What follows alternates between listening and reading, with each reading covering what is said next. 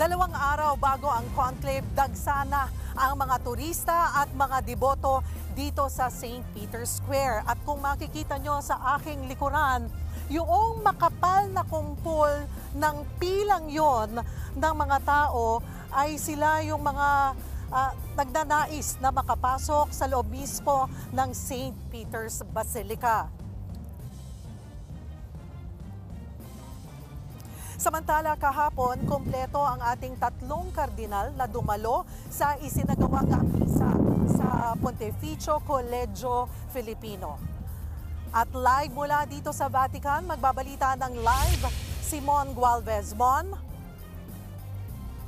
Seryo, sama-sama nga muna pagdiriwang ng banal na misa ang 3 Pilipinong kardinal 2 araw, halos 3 araw bago ang conclave o mismong pagpili ng susunod na Santo Papa. Pero sa kabila ng masayang okasyon, nanatiling tahimik at umiiwas muna ang 3.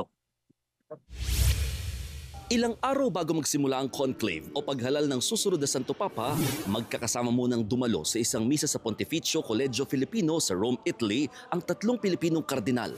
Sina Luis Antonio Cardinal Tagle, Jose Cardinal Advincula at Pablo Virgilio Cardinal David. Mula sa kwarto kung saan naghahanda ang mga pari bago magsimula ang misa hanggang sa prosesyon, naging mailap ang 3. Pagkatapos ng misa, agad-agad umalis ang mga Pilipinong kardinal. Hindi na rin sila dumalo sa salo-salo. Paliwanag ng simbahan, taimtim na nagdarasal ang mga kardinal para sa nalalapit na conclave.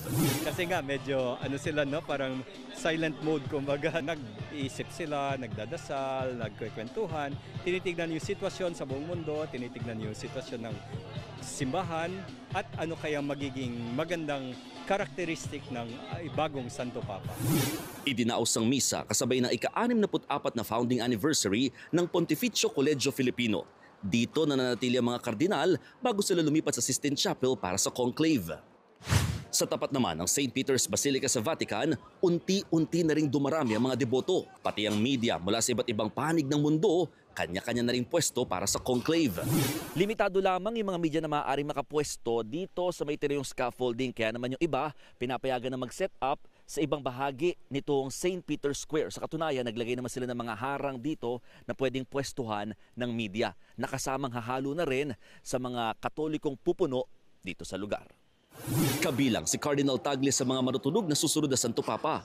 Kasunod niyan, lumabas ang aligasyong wala siyang ginagawa kaugnay ng sexual abuse sa simbahan.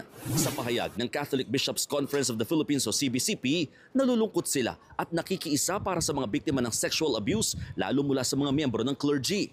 Ayon pa sa CBCP, may na-draft na silang pastoral guidelines kaugnay nito noong taong 2000. Kasama raw si Tagle sa nagpatupad ng guidelines na ito nung siya'y Imus Bishop hanggang maging Arsobispo ng Maynila. Mula nang ma-appoint daw si Tagle sa Roman Curia, hindi niya nasakop ang alinmang diocese sa bansa.